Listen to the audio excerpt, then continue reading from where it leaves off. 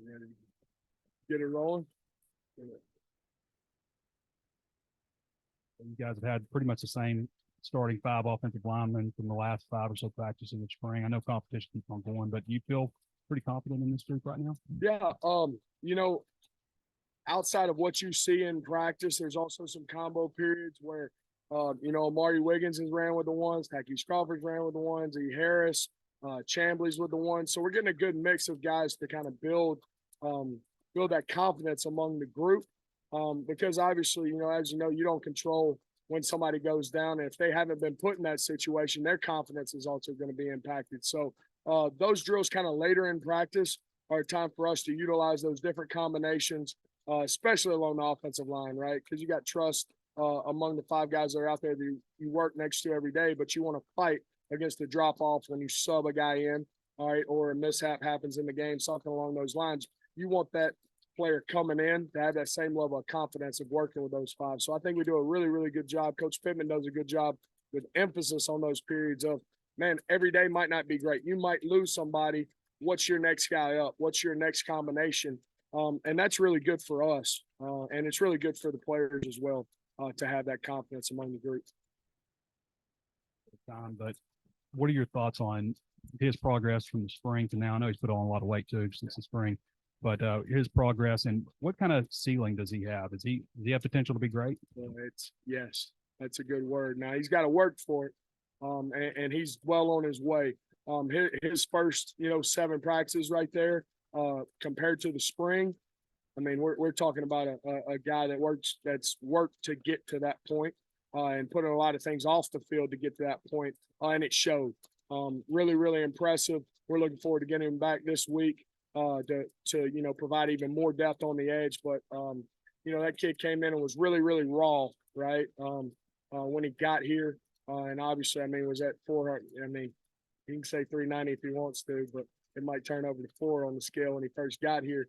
And has kind of retooled his body, reshaped his body, able to create power. I'm really, really proud of him. I'm excited for him to get back out there and get rolling and continue on that level of progression, because it really, he's had a really, really good start to camp. And, like you say, as a coach, provide a lot of confidence when you get a guy that has the potential to be great like that if he continues on the trajectory he's on. Well, Takis Crawford moved out to tackle today, Harris to guard. Do you see those guys as like interchangeable at guard and tackle, or do you like one of them at a specific spot? I do. I think they're flex guys. I think it's good for Takis to get out there and feel what it's like on it, because it's a different feel of the game, right? Going from tackle to guard. I think sometimes people underemphasize the big change that has, and the ability for a guy to do that. You've got to play those guys in those roles so they have comfort and confidence within that role. But yes, I see them as interchangeable. They've both been taking guard reps. They've both been taking tackle reps. Their 1 reps have been my majority with guard usage up there with the ones. But yeah, with that 2 group, they're kind of interchangeable there at right guard and right tackle, and they've done a really, really good job. Like you said, today was the first day really Ty bumped out the tackle there and let E get in the guard, but it's kind of a pickup from the bowl game there. You had Ty starting at right guard. He goes down, and E. Harris fills in right there at right guard with the one. So continuing with that trend from the offseason. We know that he's been sent out a little bit. Chambly at left tackle. Do you feel confident in him, or maybe if Manuel wasn't good to go, would you move someone else out to left tackle? All honesty, after the 3 practices he's been there, I feel exponentially more confident in Andrew Chambly. He's done a really, really good job filling that role. But, that goes to, hats off to the D-line and those guys too. He can't make the mistakes he makes with the 2s, with the 1s, and it flies. You know what I'm saying? There's a level of error there when you get up to the 1s where, you can't get by. There's some things that your athletic ability can take over when you're a little bit more athletic than the guy. But when everything's even, you've got to trust on your training and trust your technique. And he's learned that lesson going up there with the 1s, playing next to guys like Brady and Bo, and seeing how they handle their business and how he kind of has to transform into that, all right, and step up to that level. He's doing a really, really good job in there filling that void while Dev's down and going after the spot. That's the conversation we had is, you go in there and you perform at an elite level. might not have to give it back, you know. So that's the thing for him. That he's doing he's done a good job transforming his body as well, as far as in the weight room, being able to handle power rushes and utilize his hands better. Those are things he's working on. He's playing strong with his hands, and obviously with the frame he has, playing long. That's one big thing we talk about with his strike and his hand usage, is being able to play long and utilize that frame that he does have.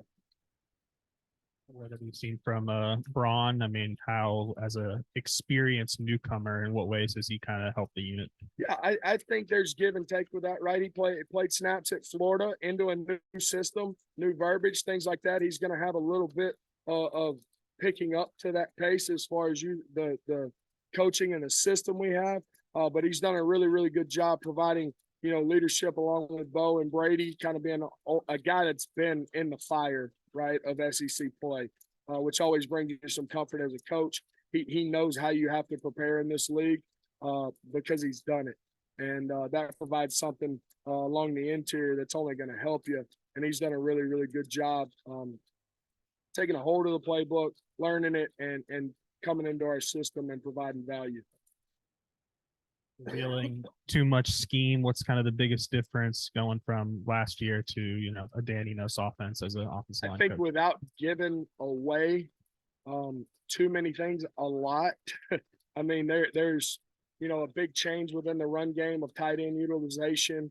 There's a big change within the multitude of protections we use. Okay. And I would say the formations, you know, have changed drastically with utilizing 2 tight ends and things like that.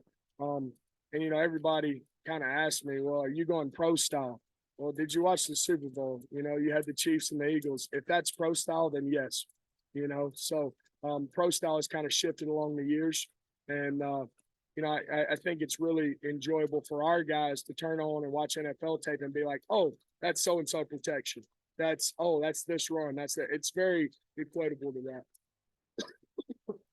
Washington was in here yesterday. He said he likes playing next to Kudus. He's doing things like a 18 or 19-year-old normally doesn't do. Like, what's the ceiling for Kudus? How's his camp been? Excuse me, man. Kudus' ceiling is also extremely high. You know, obviously, him coming in here, he's still a young kid, a young man. All right, age-wise, but his weight room numbers and things like that, his strength. He is very, very gifted in that neighborhood, right? He's going to squat over 600 pounds, very, very strong on bench press, things like that. His movement patterns, he's a smooth mover. I think the best thing for him in this camp is he's going up against SEC caliber defensive ends, okay? Because at times you wonder in practice, maybe you're going through it and you're like, well, would that hold up against top-tier SEC competition? I think that's the biggest thing for him. It's kind of the same thing we touched on with Chambly, is he's having to raise his game. You know, with lower level guys, he can kind of get by on athletic ability and things like that. But now any chink in the armor is going to show versus top tier talent. And I think that's what he's working through and he's finding out. You know, his whole life he's been very, very gifted. And now he has to hone in on his technique and clean up some things there. But yeah, he does some things that are very uncanny for young players as far as the strength category and things like that. And only continuing to get better as he learns more in the game and gains more confidence out there on the edge. Lemmer getting transition to center, getting smoother and smoother there. Yeah, I think it's very, very smooth right now. You know, he's learning how to set protections. And not just a multitude of protections, right? And how to set runs and spot runs, very similar to what they do on Sundays. So that's huge for his development. And goodness gracious.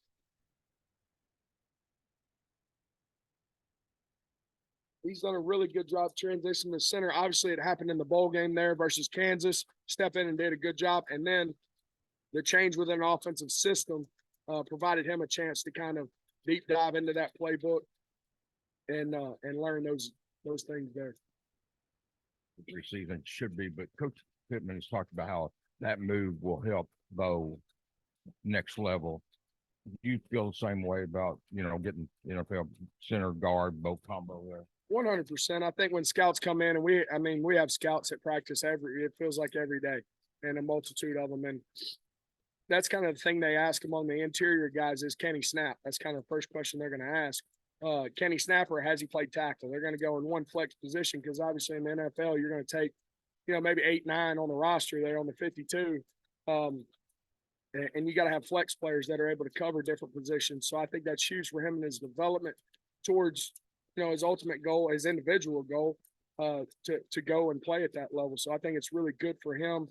He's speaking the lingo now. He's able to, I feel like if he goes in with an organization, he's going to be able to seamlessly transition to their playbook and how they, spot runs and spot protections and things like that. So I really think it's evolved his game. From Saturday scrimmage. Yeah, I think at times, protection wise, we've got a multitude of protections that are new, and building confidence within those fresh protections versus live fire defense. I think you've got to work at that, and you've got to put yourself in those situations that are hard situations, right? And luckily for us, we're not doing it against guys that let you get by halfway doing it. You know what I'm saying? That defensive line is humming now, all right? And executing those protections on a board and knowing who you got to get to and doing it in live action are two different things. So we've got to be better in that regard, okay? And we talk a lot about making the conscious decision to go finish, I think there's a time and there's a point in every block where you may be in a bad position or out of position a little bit, and you've got to have the mental toughness to make the decision to go get to your fit, all right, to go get there. And I think that's things, I just talked to the guys about, hey, we got to make the conscious effort every play to finish in our fit where we need to be, that can help this run, that can help this protection. And I think we got to tighten that up a little bit. But, I think first scrimmage, you're going to have a lot of things that you need to clean up. And those are just two things kind of we talked about that are goals for scrimmage 2 there. And, that's kind of, that's. You've referenced several times the top tier talent that you're practicing against. Who has flashed you? Who in particular over there? There's a lot of flashes over there, right? I mean, you guys see the roster, you guys see who we brought in. Trajan Jeffcoat is a real live dude over there.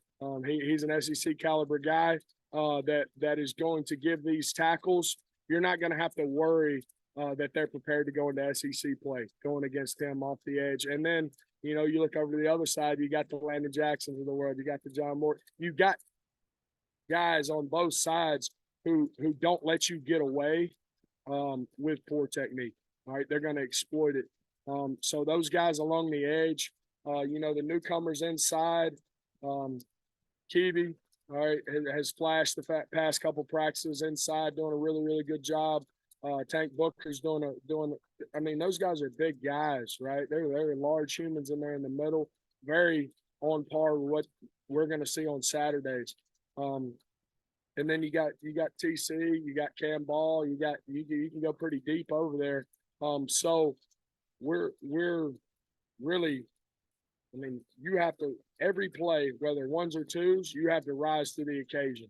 You cannot just get by. You have to be on your A game, or they're going to exploit you. And I think that's a true benefit to have those guys wearing red, because you're not worried as an offensive line coach, man, are we getting a real life SEC look? There's no doubt about that. I want to ask about a couple of the younger guys. I've seen they're getting some 2 and 3 reps. Luke Braun, I know he missed the spring. How's he doing? Yeah, coming in and doing really well. We put him at tackle. We flexed him in the guard today. Just trying to find his niche where he fits in as far as tackle or guard. Obviously played tackle in high school, moved him into guard. Really big, powerful kid. His learning curve is going to be within the pass protection, all right, pass sets and things like that. He knows that. He's got to get better at it with those techniques, but doing a really good job hopping in there. The other young cats, Parrish Patterson, doing a good job at that left guard spot, growing within the game, understanding that offensive line is not just smashing someone straight down the field, learning the angles he's got to take, learning the techniques he's got to pull with, where his eyes need to be, things like that, that you just go through the Rolodex of things as offensive line play to become a complete player. That's what he's learning more of. And those are the two young guys that are active rolling right now. And then Aaron Smith has stepped up, the younger freshman from Conway, doing a good job out there at tackle, getting some plug and play reps across the board there. So he's done a really, really good job here in Kent. And Lewis on that line had 3 Power 5 signings. What was it like going in there and recruiting? I imagine it was pretty crazy. Yeah, it's not just on the O-line either. That's a really good program. You know, I don't know how far I can go into all that stuff, but it's yeah, it was really good experience to meet Paris throughout the recruiting process, and go through that. On the topic of recruiting, how much has things changed for you as a recruiter? I mean, it used to just be about building relationships, right? But things have changed a lot. How have you adjusted to that? I think it's a wholesale change, right? I mean, there's a lot of factors that go into recruiting now outside of relationships and things like that. You know, I won't get up here and make a stance or anything like that. It's a wholesale. There's a lot of factors that play into recruiting that have changed the game, have shifted the game, and you've got to be prepared for that and know how to navigate it. I do think relationships still play a big role in it. There's just some other things outside of it that, you know, it's changed a lot. The whole game's changed, right? I mean, there's a lot of things within that, and you know, obviously, media and guys cover it, but it's a big change up. There to the transfer portal? I think it's like the coupling of the NIL and the transfer portal that has caused for the wholesale change, you know, because I think back in the day when the transfer portal wasn't here, you know, there wasn't a threat of guys, you know, hopping in it and things like that. It's just you got to adjust, right? I mean, you know, I used to have an old coach say, you know, the dinosaurs die. You got to evolve. You know what I'm saying? You got to evolve with the game. Like you got to do what's right and do what you think's going to work in those situations. And everybody's learning, right? It's a huge learning curve with this whole thing because it's uncharted territory. All right. We're the first crew to go through the coupling of transfer portal and NIL. So you're trying to navigate these things and make the right choices, but there's no how-to on it yet. You know, there's no book for dummies on how you do it and how you navigate it. So you're living it. It's a constant learning process. Coach, I think you said Maury Wiggins was running with the ones a little bit. Was that? I'm assuming that was at guard. Actually was center in the combos. You know, he went up there with the center, playing the first center spot right there. You know, later in camp, maybe it will be with the guard combos. We'll see how it progresses. But he's doing a really good job adjusting as far as playbook and things like that, not having really a spring and coming in and having to grasp it through OTAs in the summer and things like that. He's done a really, really good job. He's a quieter, really mild-mannered guy that can take control, and he's learning every day. And I think just adjusting to, you know, the top-tier talent and things like that, you know, have been good for him. He's stepping up.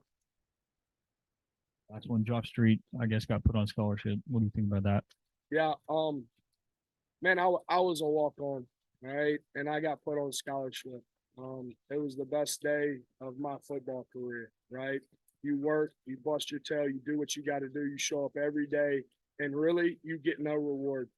All right. You're busting your tail every day, doing what you need to do, showing up on time, executing things in practice. And really you're doing it for the love of the game, right? And then you hit a moment where you get put on scholarship. And man, that's something he can tell his kids. That's something you can carry with you throughout life.